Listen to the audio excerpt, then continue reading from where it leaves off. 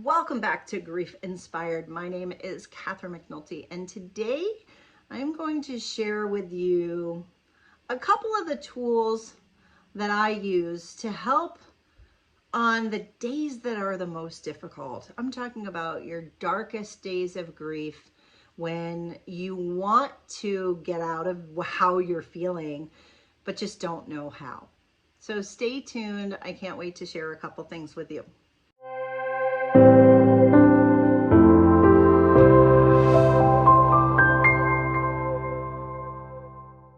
Welcome back. As you know, I love tools. And if you've been watching me on this channel for a while, I am obsessed with tools and strategies that can help us move through our grief.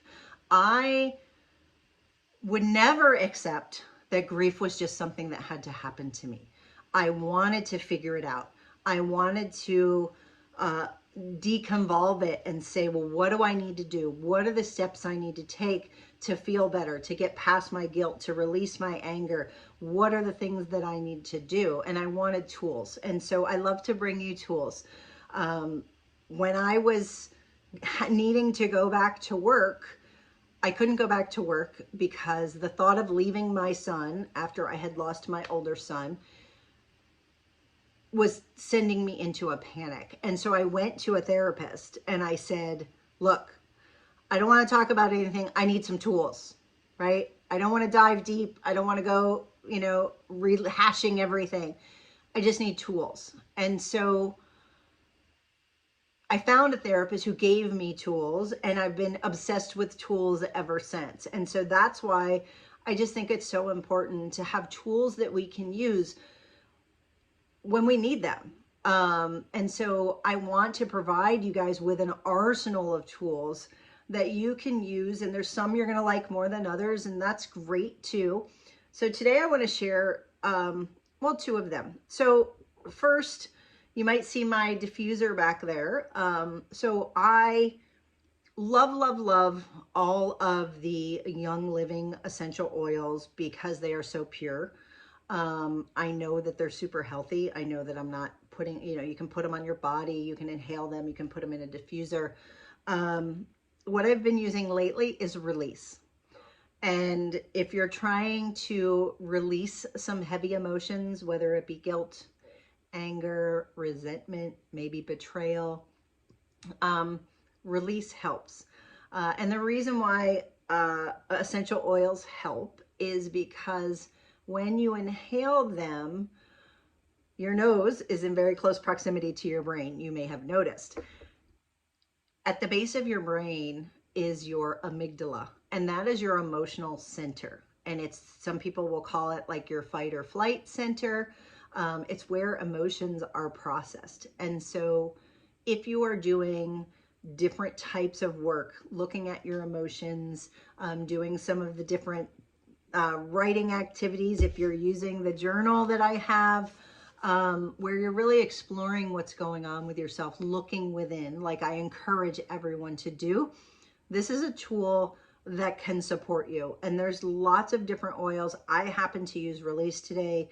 I would say frankincense would be the first one. If you haven't used any oil, you could choose Release, you could choose frankincense. If you need help or guidance around that, or you want to talk more about the oils, I could talk about them all day long. Send me an email at GriefInspired@gmail.com. But it is a tool.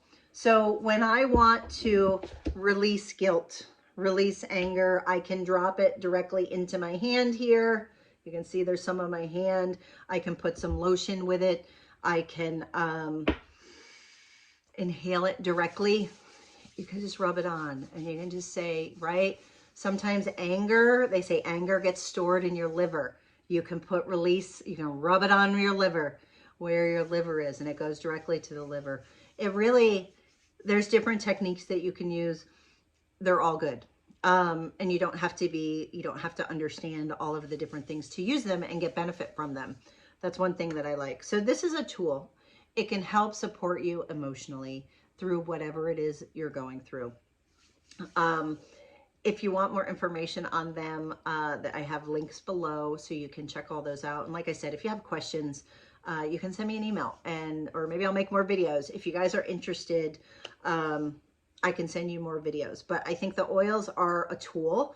They're super helpful. I love them. I use them. If you want to use them too, great. If you don't, that's good too. The other tool I wanted to talk about today is sort of comes out of the grief journal, but we're putting a little different spin on it. So the second tool deals with gratitude. And if you've been using my grief journal, in the journal, I ask you to write every day or every time you're using the journal 3 things that you can be grateful for.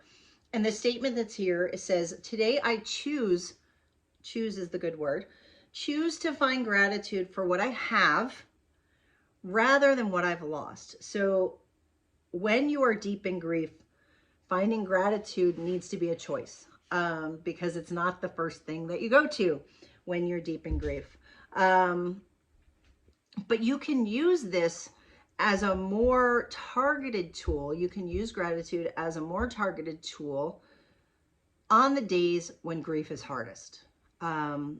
When you're really dark, when you are really angry, or when you're really depressed, when you just feel like I am in a funk that I cannot get out of. So how is this different? So the way that this is different is it's leaning into gratitude in a very big way.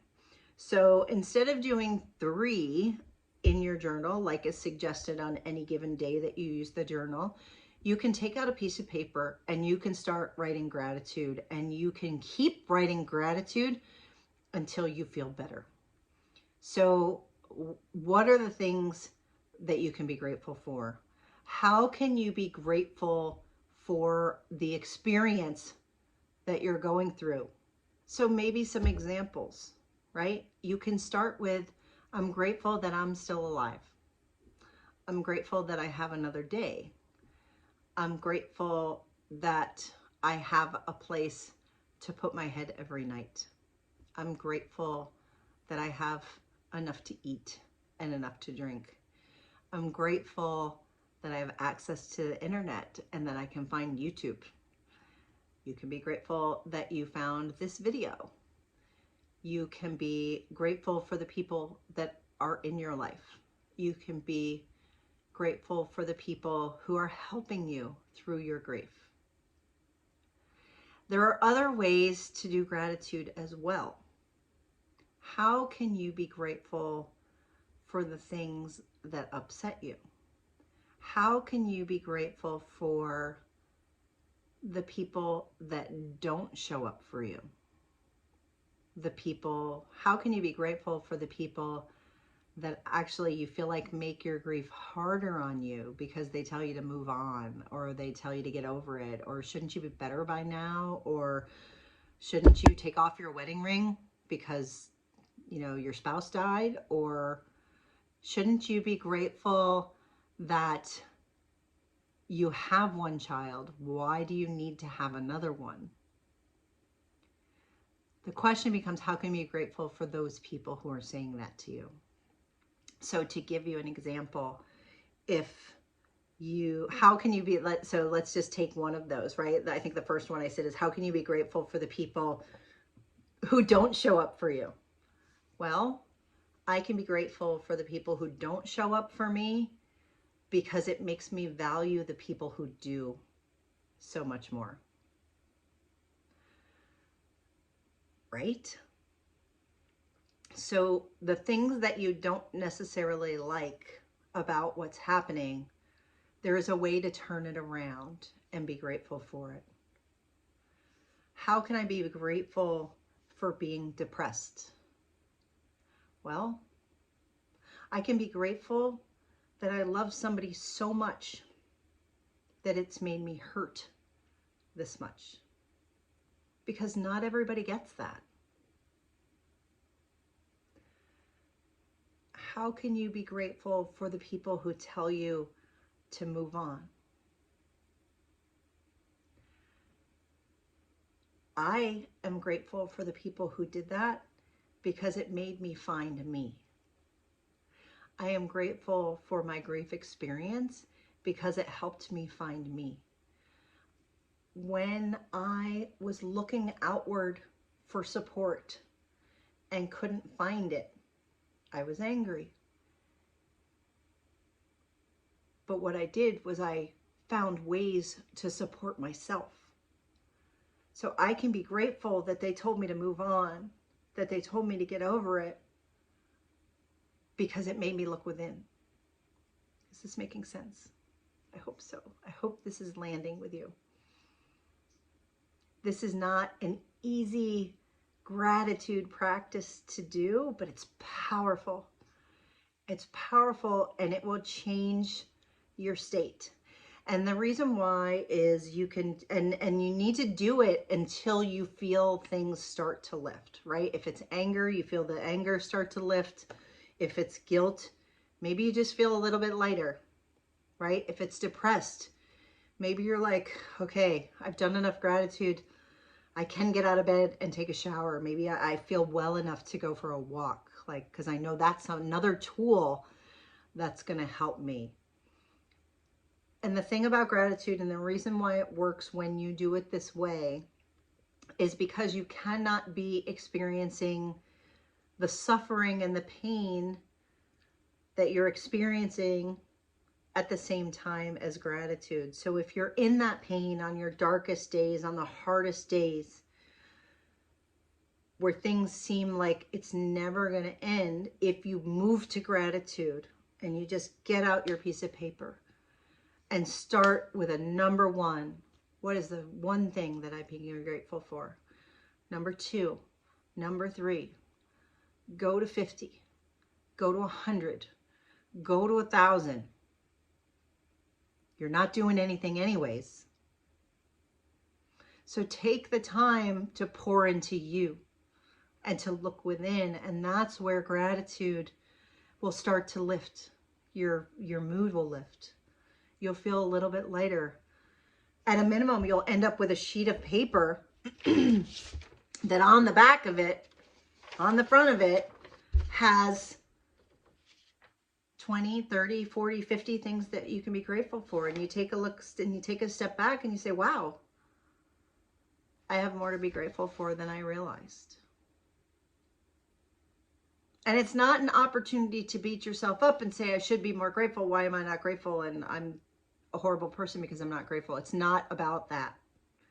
It's about using the tool to lift your mood. It's using the biological, neurobiological fact that you cannot be experiencing suffering and pain in the very same moment that you're in gratitude. So it's leveraging that piece of information to develop the tool that you can use. So if you do this, if you've ever thought about this, if you've ever done it, I want to hear from you.